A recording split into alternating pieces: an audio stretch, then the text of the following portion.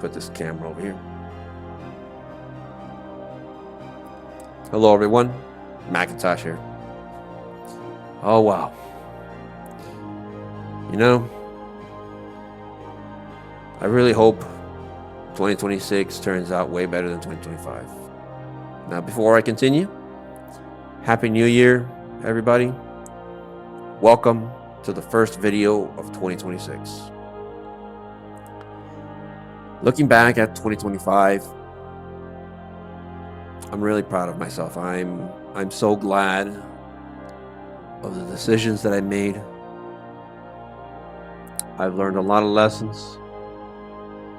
I've experienced things that I never thought or imagined I would ever experience. Some of which very personal. Let's start with, say, my jump into Linux. Oh man, I think it was around late August or early September that I made the full dive into Linux. And so yeah, I had no regrets since then. I mean, I was frustrated quite a lot though with the initial setup, looking for specific packages and stuff like that to make sure everything works. I mean, I've had to learn the hard way that Steam VR kind of has a bit of a problem with Linux or operating directly in Linux. And so, at least for me, I've heard that it worked pretty well for others. So, I mean, more power to them. But in my case, it didn't work out very well. It was unstable. And so, I discovered Envision, thanks to the folks at the Linux VR Adventures Discord. They helped me a lot. They walked me through on how to troubleshoot some things and stuff like that. Beyond that, let's see. I am looking forward to the Steam Frame. I feel so damn validated by that. After that announcement, I'm like, yes, finally, a piece of hardware that validates my decision. Now, looking at my worlds, my progress, how I've learned to use Blender, etc., like the textures that I've learned to generate using the texture nodes, the lighting that I've learned to bake more efficiently, how I better UV mapped, etc. Honestly, I love how it came out. I've learned so much. I've learned a lot of hard lessons. I've improved a lot in my modeling, as you can tell, from the Crystal Boulevard to the Gita 44 station, all the way to the main stage of the Palatine Keepstar. So yeah, it's been I wouldn't call it a roller coaster, more like an experience. I'm so happy about how it all turned out. I've also learned to code. Well, I'm still learning to code. I'm in the process. I've discovered Microsoft Learn, which has actually offered online courses to learn how to code using C#. And the reason I'm learning C# is because I want to learn how to create Udon scripts for my worlds in VR chat. And Udon scripts are based off of C#. And so I've already learned the basics, but I still need to learn more before I start compiling my very own personal scripts. I want to be able to learn how to do basic things. For example, setting up my own teleport system, setting up my own like toggles for security, communications, or even like pop-up menus and stuff like that when you interact with things in my worlds. Right now my worlds are pretty basic in terms of functionality, and I'm only using prefabs at the moment. The prefabs help a lot, but in the future though, I want to be able to create my own tools that better fit my my worlds. Right now, I'm either using scripts that come from prefabs or using scripts that were compiled by a close friend of mine, or using scripts that I compiled but under the supervision of that friend, which means I'm basically using somebody else's work. And honestly, I feel like it's about time that I learn how to compile my own code, my own scripts, so that I can finally feel like I can finally call it as something as my own. Other than that, though, let's see, what else have I experienced in 2025? Oh yeah, just before the end of the year, I managed to snag a new order for an RX 7800 XT with 16 gigabytes. The current GPU that I have is the RX 6700 XT with 12 gigabytes. And the reason for it is because I was so concerned about the price hike, and that's an entirely different topic. But I was so concerned about the price hike, and a friend of mine was recommending me the GPU recently. I looked at it and snatched it up. The price was under $700 total, with tax and shipping. Now, my hard limit for me was supposed to be $600. I wouldn't dare spend any more than $600 total, tax included, on any GPU. Now, the reason I made an exception for this is because, as the current corpo speak, current market conditions, I felt like I had no choice but to get it before it got worse. I felt like this was my last chance, because it's been a long time already since I've upgraded my computers, and so now's the time. And also, the reason I wanted to get that specific GPU is because it has RDNA architecture, which was what Blender was requiring my GPU to have or support in order to bake textures in Blender. Otherwise, I'm stuck having to bake textures using Eevee or the CPU instead of the GPU, which was bad, because like not bake in Eevee, but bake in Cycles. When I baked in Cycles, I was stuck with a CPU, which would slow down the whole process. Just texturing one set of textures, whether it's albedo, normals, or what have you, it would take an hour and a half, and that was arduous. And that's putting too much strain on my Ryzen 7 5000 series CPU. I don't want to put it through that kind of ringer. And by the way, it was not like this with the previous version of Blender, but then as soon as I upgraded to Blender 5.0, suddenly my RX 6700 GPU was no longer supported. It was no longer able to bake. And so I had to find a GPU that has RDNA architecture, so I could then bake in Blender 5.0. And so I ordered it literally just hours before the New Year's.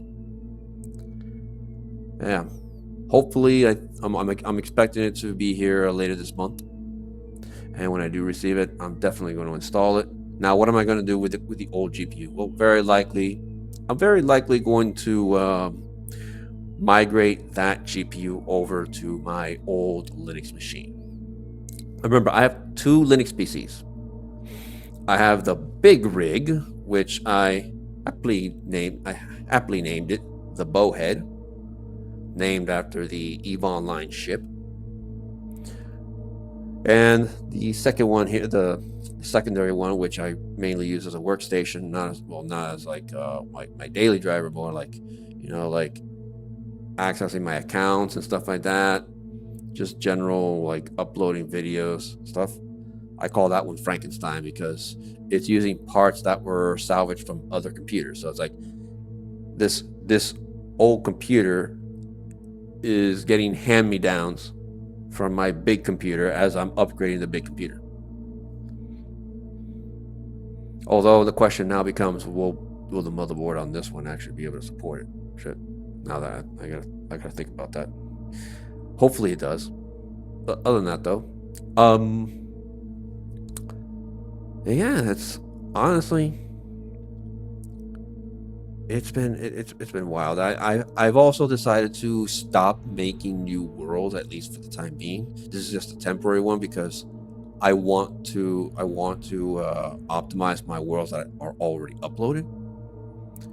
Like right now, the Gita 4 world is practically finished, but there are a few things missing. For example, I wanted to have better controls for when you want to say manage security for say like moderations or having like better control of certain like having control of the video player. Like right now I'm using the default settings of, you know, if you are the master of the instance, then you have control over the video player.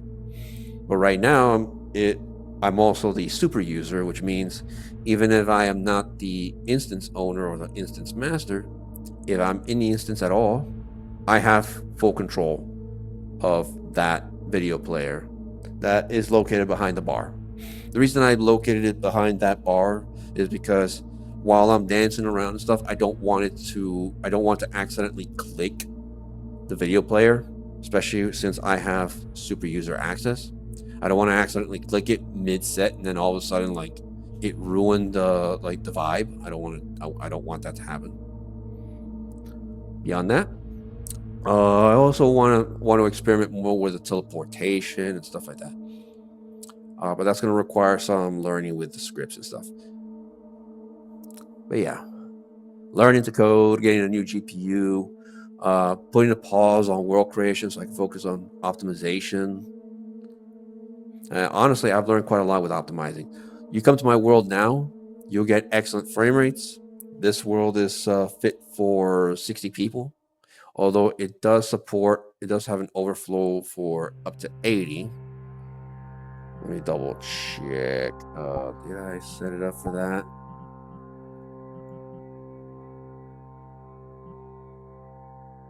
Yeah, recommended capacity 60 users with support with overflow support for up to 80. And that's before you know, like the whole queue, like the whole player queue or the visitors queue. That's a feature that VRChat has for when the worlds actually hit the absolute limit of 80 users per instance. If any more users want to join the instance, they're put into a queue, and you know that, like, you know how that works. As players start leaving the instance, anyone that's in the queue, waiting the longest in the queue, they're given priority, etc. I've also haven't really been seeing many events being hosted by the Warp. That's because we're still a fledgling group, really. Like, we're still a very small niche group, more like a get together and stuff like that. And so I'm still hosting some chill instances here and there, just for the purpose of, you know, just hanging around. It doesn't always have to be about, you know, party and stuff like that. Although my worlds tend to focus a little more on the party side, but I also want it to be, you know, just more social. You know, if you don't have to party, you don't have to come over here and suddenly have to party and DJ. You know, you can just come to this world and chill, have conversations, you know, do stuff. And yeah, if you happen to notice, like in this world, for example, like the Gita 4 world, I set up the seats in a way where like you could use this for like hosting podcasts, maybe having interviews with users and stuff. That's how I set it up. It's meant for DJing, general, you know, just casual chit chat, and also for video recording, which is what I'm doing. Yeah. Again, I'm really proud of myself. Now, I still have a lot to learn. I still need to finish learning how to code. I need to optimize my workflow when it comes to making textures, improving my topology when it comes to meshes and stuff like that. Oh, and I also got plans now that I've gotten this far. The next logical step is to finally learn how to make my own avatar. As much as I really love the Evoli, the Jerry Evoli has grown on me quite a lot. I want to have an avatar that I can fully utilize, unrestricted, commercially, and I want to be able to stick. I want it to be able to pay homage to the Evoli. Like the design I have in mind is still based off of the Evoli, but I wanted to have a very unique design that only I thought of. Something that I put my hard work into. Because everybody, there are people who made their own Evoli avatars. There's Raiki Himatsu that made the Jerry Evoli. There's I forgot how many others. There's Hiyu. Hiyu made the Spear Volley, I think. There's also one person that made the I think the Dub Volley. Then there's the Kid Volley. Although I think Raiki Himatsu also made that one along with the Jerry Volley. And then there's the regular volley. I forgot who made that one. And so there's variations of volleys. There's the Guavali as well as the Lorca volley. So yeah, everybody has their own artistic and creative take on the volley, and I want to contribute my own as well.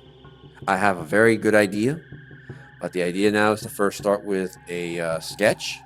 Turn that into a reference sheet, which I then convert into a model for Blender. So I have to learn how to model a character, how to rig it, how to then weight paint it, how to animate blend shapes.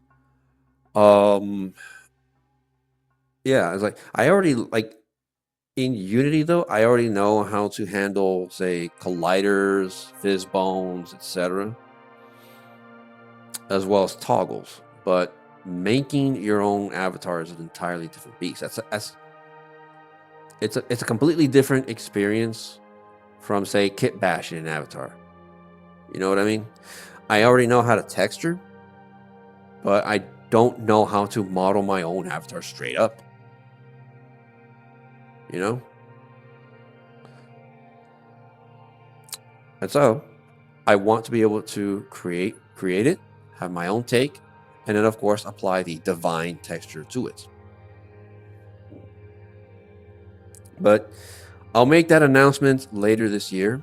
I want to first put together the sketch and then the reference sheet. I want to have a good idea as to how I'm going to design it. Yeah. Oh man. Oh yeah. I've also been. I've recently streamed on Twitch as well as Odyssey. I've experimented with. You're probably hearing fireworks in the background. Got some neighbors that are using some really loud fireworks. But anyways, I've experimented with streaming on Twitch and Odyssey. That's for I have an add-on on OBS Studios that enables me to do multi-stream. Now, Odyssey and Twitch is just going to be for completely different type of content, though. And you already understand my main purpose of this YouTube channel. As for my content on Odyssey, it has fallen on the wayside, and I really need to go back into it. What about? So, does this mean I have a New Year's resolution? Hard to say. I mean, we all know how we treat our New Year's resolutions. My aim is to eventually go back to flying. I need, as I said, I need to. I really need to renew my my medical certificate, my aviation medical certificate. I need to renew my biannual flight review,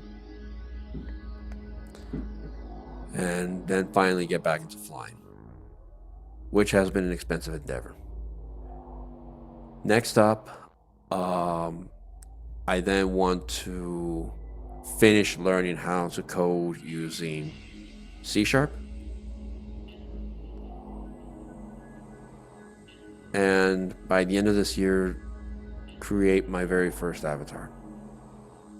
Finish creating my very first avatar by the end of this new year. So 2026 is shaping up to be a very busy year for me. So, and also looking forward to more content with eVanguard once that comes out, at least for early access. It's still slated for third quarter or summer of 2026. I think summer falls in third quarter, right? Probably. Yeah, think so. That's it. Hope you guys enjoyed it. Have a happy new year. And as usual, drink safe. No, seriously, drink safe, drink responsibly. Do not drink and drive. Do not text and drive. And if you need a ride home, grab a friend. Ask a friend. Ask them to take you back home. Get an Uber, a taxi. I don't know. Just please be safe out there. And have a good new year.